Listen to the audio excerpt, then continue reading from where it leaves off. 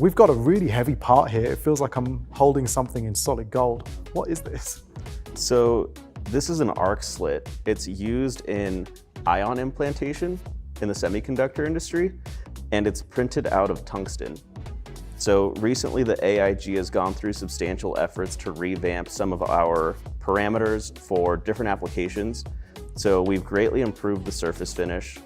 We also have thin wall parameters, and all of that has culminated in us now having a certified tungsten parameter set. So we first printed this in 2012, long before a lot of other people, and we have a lot of industry knowledge around this specific metal.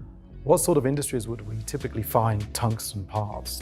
Pretty much where the operating conditions are just going to be the worst of the worst. So semiconductors, you've got very corrosive environments, you have very high temperatures.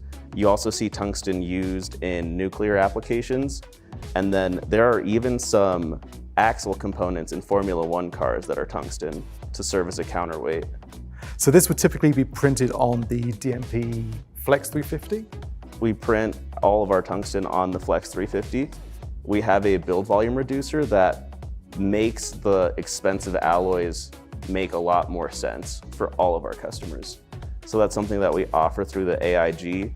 You can get a very substantial build height for not a lot of powder, and that greatly reduces your actual manufacturing costs, as well as your R&D costs and actually getting your parts to market.